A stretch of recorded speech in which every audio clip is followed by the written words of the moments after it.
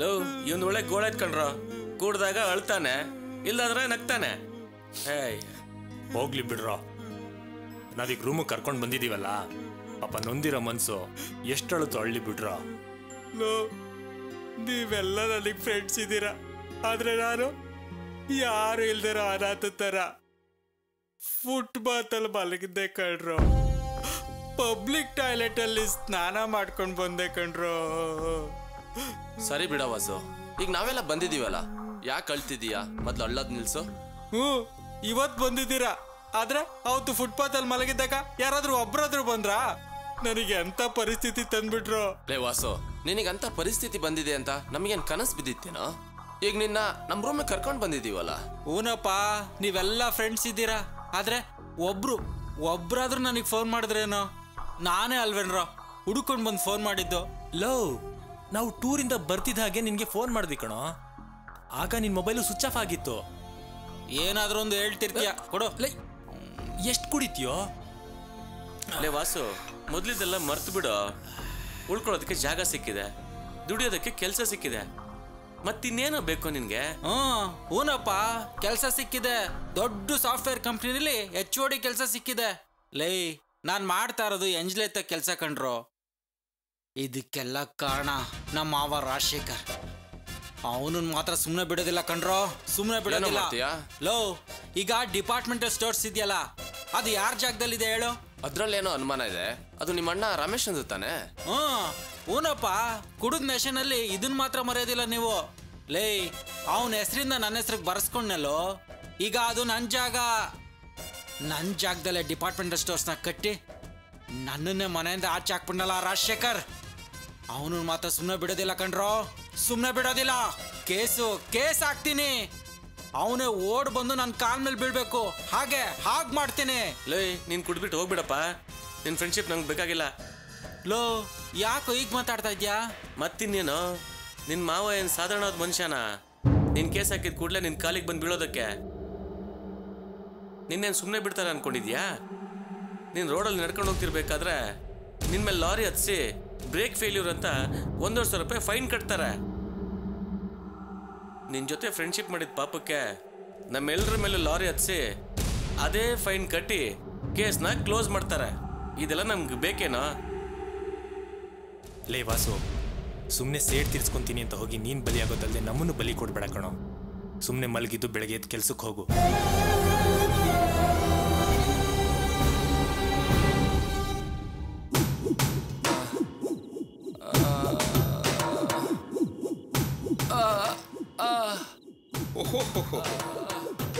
ನಮ್ಮ ಹುಡುಗರು ಸ್ವಲ್ಪ ಜಾಸ್ತಿನೇ ಹೊಡೆದು ಬಿಟ್ಟಿದ್ದಾರೆ.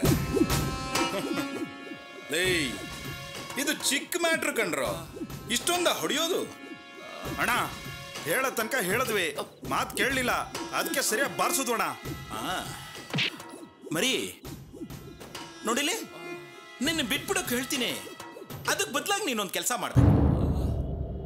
ಒಂದು ಬಿಳಿ ಪೇಪರ್ ಮೇಲೆ ನಿನಗೂ ಈ ಹುಡುಗಿಗೂ ಯಾವುದೇ ಸಂಬಂಧ ಇಲ್ಲ ಅಂತ ನೀಟಾಗಿ ಬರೆದಿಟ್ಟು ಸೈನ್ ಮಾಡಿಕೊಟ್ಟು ದೂರ ಯಾವುದಾದ್ರೂ ಊರಿಗೆ ಹೋಗಿ ಬದುಕೋ ಪ್ರಯತ್ನ ಮಾಡಬೇಕು.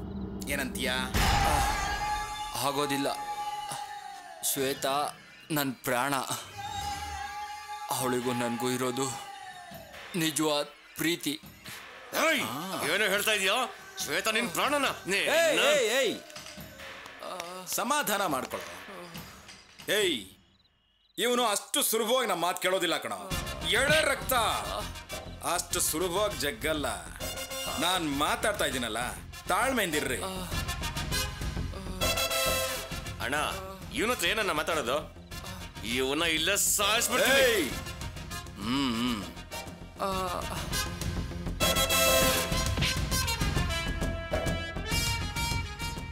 ಏ ಹುಡುಗ, ನಾ ತುಂಬಾ ಕೆಟ್ಟವನು. ಈ ರಾಜಶೇಖರ್ ಬಗ್ಗೆ ನೀನು ತಿಳ್ಕೊಂಡಿದ್ಯಾ ಅಂತ ಅನ್ಕೋತೀನಿ. ಅನಾವಶ್ಯಕವಾಗಿ ಸಿನಿಮಾ ಡೈಲಾಗ್ ಹೊಡೆದು ಅನ್ಯಾಯವಾಗಿ ಜೀವ ಕಳ್ಕೋಬೇಡ.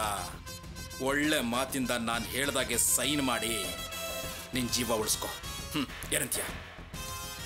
ಇಂಥ ಬೆದರಿಕೆಗೆಲ್ಲ ಎದ್ರೋನಲ್ಲ ನಾನು. ಯಾವಾಗ ಶ್ವೇತನ್ ಲವ್ ಮಾಡೋಕ್ಕೆ ಶುರು ಮಾಡಿದ್ನೋ ಆಗಲೇ ಇಂಥ ಸಮಸ್ಯೆ ಎಲ್ಲ ಬರುತ್ತೆ ಅಂತ ನನಗೆ ಚೆನ್ನಾಗಿ ಗೊತ್ತಿತ್ತು. ಅದಕ್ಕೆ ನಾನು ತಯಾರಾಗೇ ಇದ್ದೆ.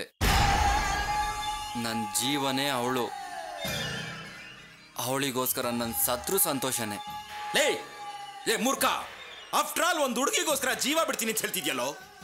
ನಿನಗೆ ಅಪ್ಪ ಅಮ್ಮ ಅಣ್ಣ ತಂಗಿ ಎಲ್ಲ ಇದಾರಲ್ಲ, ದೊಡ್ಡ ಕುಟುಂಬನ ಇದೆ.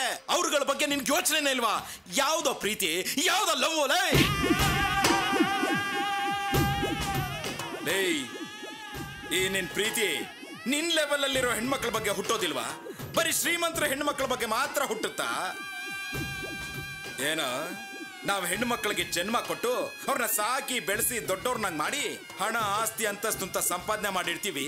ನಿಮ್ಮಂತ ತಿರ್ಪೋಕಿ ನನ್ನ ಮಕ್ಕಳು ಬಂದು ಲವ್ ಗಿವ್ ಅಂತ ಮೋಡಿ ಮಾಡಿ ಕರ್ಕೊಂಡು ಓಡ್ ಹೋಗಿ ಕದ್ದು ಮುಚ್ಚಿ ಮದ್ವೆ ಮಾಡ್ಕೊಂಡು ತಲೆ ಮರೆಸ್ಕೊಂಡಿರ್ತೀರಿ. ಆಮೇಲೆ ಮಕ್ಕಳಾದ್ಮೇಲೆ ಇನ್ನೇನು ಅಂತ ನಾವು ನಿಮ್ಮನ್ನ ಮನೆಗೆ ವಾಪಸ್ ಸೇರಿಸ್ಕೋತೀವಿ. ಆಮೇಲೆ ನನ್ನ ಮಕ್ಕಳು ನೀವು ನಾವ್ ಎದೆ ಮೂಳೆ ಮುರಿದು ಸಂಪಾದನೆ ಮಾಡಿಟ್ರು ಆಸ್ತಿ ಮೇಲೆ ನೀವು ದರ್ಬಾರ್ ಮಾಡ್ತೀರಿ. ಏನೋ ನಮ್ಮನ್ನ ಮುಟ್ಟಾಡ್ರು ಅನ್ಕೊಂಡಿದ್ದೀರಾ? ನನ್ನ ಮಕ್ಕಳ ನಿಮ್ಮಂಥವ್ರನ್ನ ಬಲಿ ಹಾಕ್ಬೇಕು, ಅದು ಸಮಾಜಕ್ಕೆ ಪಾಠ ಆಗ್ಬೇಕು. ಹೇಯ್, ನಿನ್ನಂತ ಕುನ್ನಿಗಳನ್ನ ನನ್ನ ಜೀವನದಲ್ಲಿ ಸಿಕ್ಕಾಪಟ್ಟೆ ನೋಡಿದೀನಿ. ಮರ್ಯಾದೆಯಿಂದ ನಾನು ಹೇಳ್ದಾಗೆ ಸೈನ್ ಮಾಡು ಅಷ್ಟೇ. ರೆಡ್ಡಿ? ಅಣ್ಣ ಗೊತ್ತಾಯ್ತು.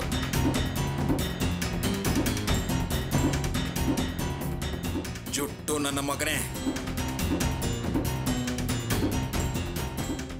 ಏಯ್, ಒಳ್ಳೆ ಮಾತಲ್ಲಿ ಇದಕ್ಕೆ ಸೈನ್ ಮಾಡು. ಸೈನ್ ಮಾತ್ರ ಮಾಡು, ಮಿಕ್ಕಿದ್ದನ್ನ ನಾವು ಬರ್ಕೋತೀವಿ. ಸೈನ್ ಮಾಡ. ಮಾಡ ಸೈನ್.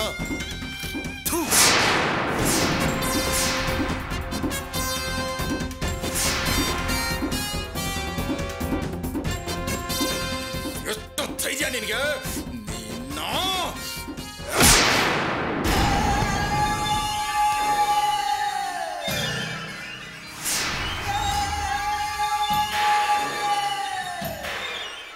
ನಾನು ಗಿಳಿಗೆ ಹೇಳ್ದಾಗ ಹೇಳ್ದೆ, ನನ್ನ ಮಾತೆ ಕೇಳಲಿಲ್ಲ ಅವನು. ನನಗೆ ಟೆನ್ಷನ್ ಕೊಟ್ಟ. ಏಯ್ ನೋಡ್ರ ಅವನ್ನ. ಎದ್ದಳೋ. ಏನ ಒಂದೇ ಇಟ್ಕೆ ಪ್ರಜ್ಞೆ ತಪ್ಪೋಯ್ತಾ? ನೋ, ಉಸಿರು ಹೋಗ್ಬಿಡದಣ್ಣ. ಏಯ್, ಏನೋ ಹೇಳ್ತಿದ್ಯಾ? ಹೌದಣ್ಣ, ಗೋಟ ಕಂದ್ಬಿಟ್ಟ. ಏನಣ್ಣ ನೀವು ಕರೆದು ಹೆದರ್ಸಿ ಬುದ್ಧಿ ಹೇಳಿ ಕಳಿಸ್ತೀರಂದ್ರೆ ಹೀಗ್ ಮಾಡ್ಬಿಟ್ರಿ? ಏಯ್, ನೀನ್ ಯಾಕೋ ಟೆನ್ಷನ್ ಮಾಡ್ಕೋತಿದ್ಯಾ? ಸಮಾಧಾನವಾಗಿರು. ಏಯ್, ಸರಿಯಾಗಿ ಚೆಕ್ ಮಾಡ್ರ.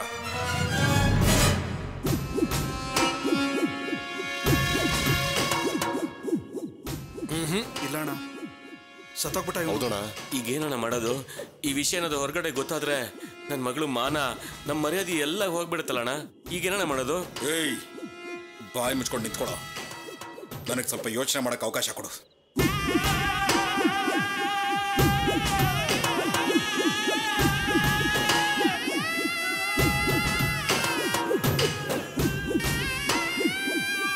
ಅಣ್ಣ, ಒಂದ್ ಕೆಲಸ ಮಾಡೋಣವಾ?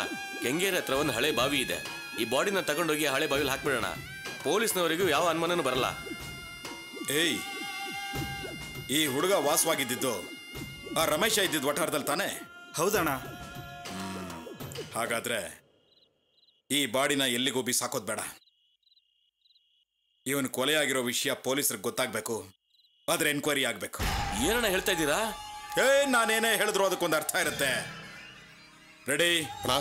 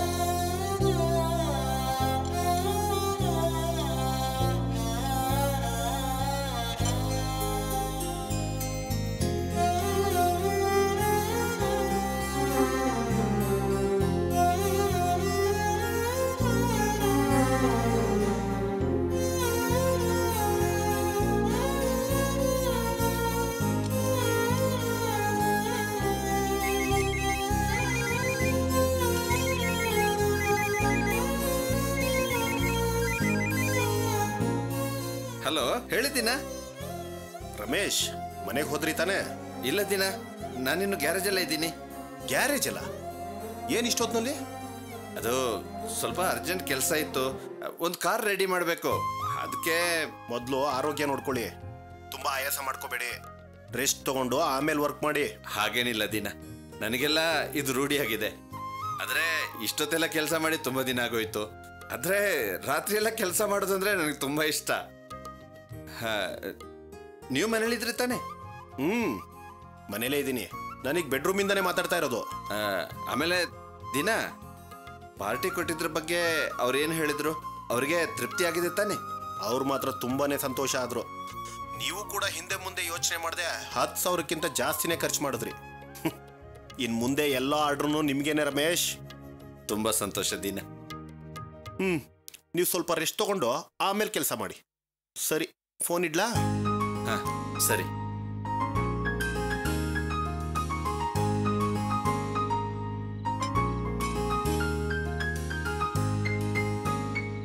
ಸರ್, ಯಾರೋ?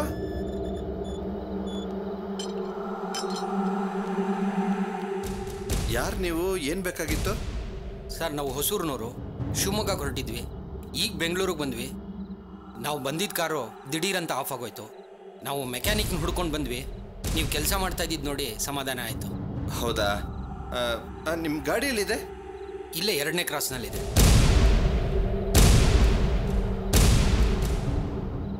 ಸರಿ, ಟೂಲ್ಸ್ ತಗೊಂಬರ್ತೀನಿ, 1 ನಿಮಿಷ. ಸರಿ ಸರ್.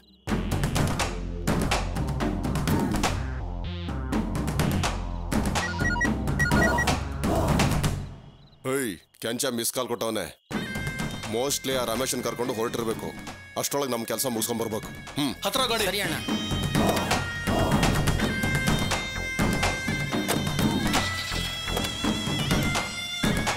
ನಡಿ.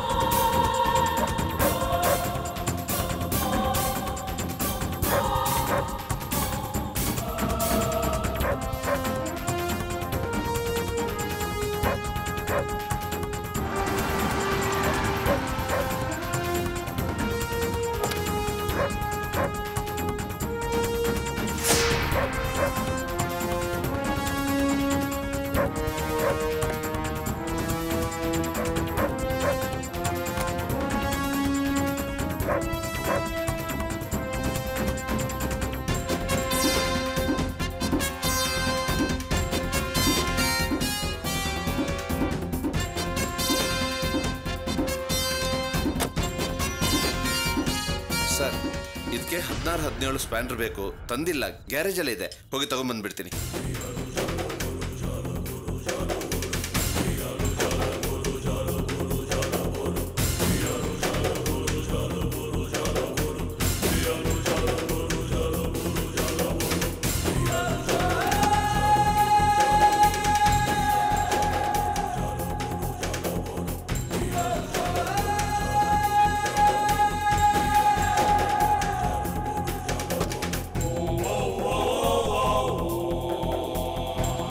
ಸರ್, ಏನು ಹೇಳಿ? ನೀವು ಕೇಳಿದ ಸ್ಪ್ಯಾನರು ನಮ್ಮ ಹತ್ರನೇ ಇದೆ, ಬನ್ನಿ. ಹೌದಾ? ಹಾಂ ಸರಿ, ನಡೀರಿ. ಇದೆಯಾ ಸ್ಪ್ಯಾನರು? ಸರ್, ನೀವು ಕೇಳಿದ ಸ್ಪ್ಯಾನರ್ ಇದೆ ಅಲ್ವಾ ಸರ್? ಹಾಂ ಇದೆ.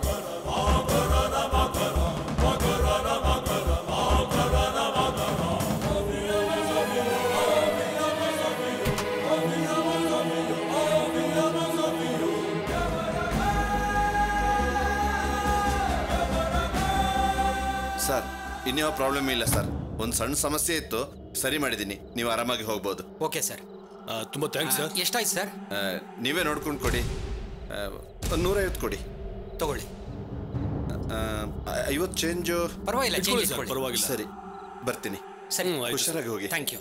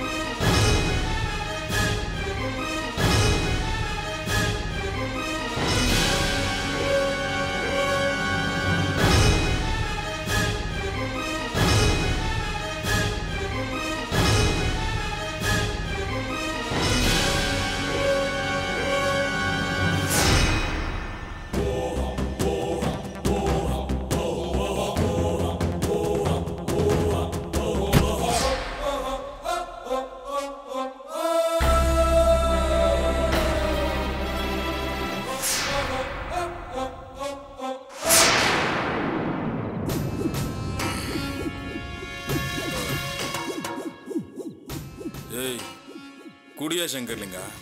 ಅಣ್ಣ ಯಾಕೋ ತುಂಬಾ ಭಯ ಆಗ್ತಿದೆ ಅಣ್ಣ. ನಾಚಿಕೆ ಆಗಲ್ವ ನಿನಗೆ? ಇಂಥ ಕೆಲ್ಸಕ್ಕೆ ಇಳಿದ ಮೇಲೆ ಕಡೆಗಳಿಗೆ ಅವ್ರಿಗೂ ಧೈರ್ಯವಾಗಿ ಹೋರಾಟ ಮಾಡಬೇಕು. ಭಯ ಆಗತ್ತಂತೆ. ಕುಡಿಯ. ನಮ್ಮ ಹುಡುಗರದೇ ಫೋನು. ಹಲೋ ಅಣ್ಣ, ನೀವು ಹೇಳಿದ ಕೆಲಸನ ಪರ್ಫೆಕ್ಟಾಗಿ ಮಾಡಿದೀವಣ್ಣ. Very good. ಅವನಿಗೇನು ಸಂದೇಹ ಬರಲಿಲ್ವೇನಾ? ಇಲ್ಲ ಅಣ್ಣ, ಅವನಿಗೆ ಸ್ವಲ್ಪನೂ ಸಂದೇಹ ಬರಲಿಲ್ಲ. Very good. ಬೇಗ ಬನ್ನಿ. ಅಣ್ಣ ನೀವು ಹೇಳ್ದಾಗೆ ಹುಡುಗರು ಕೆಲಸ ಮಾಡಿದ್ರ ಅಂತಣ್ಣ? ಲೇ ಶಂಕರ್ಲಿಂಗ, ನಮ್ಮ ಹುಡುಗರುಗಳು ಟೈಗರ್ಗಳು ಕಣೋ, ಟೈಗರ್ಗಳು. ಹೇಳಿದ ಕೆಲಸನ ಅಚ್ಚುಕಟ್ಟಾಗಿ ಮಾಡಿ ಮುಗಿಸ್ತಾರೆ. ನಮ್ಮ ಸಮಸ್ಯೆ ಇನ್ನ ಸಾಲ್ವ್ ಆಯ್ತು. ಇನ್ನು ಸಮಸ್ಯೆ ಶುರುವಾಗೋದು ರಮೇಶನ್ಗೆ. ನೀನು ಯಾಕೋ ಟೆನ್ಷನ್ ಮಾಡ್ಕೋತೀಯ? ಕುಡಿಯಲ್ಲೇ.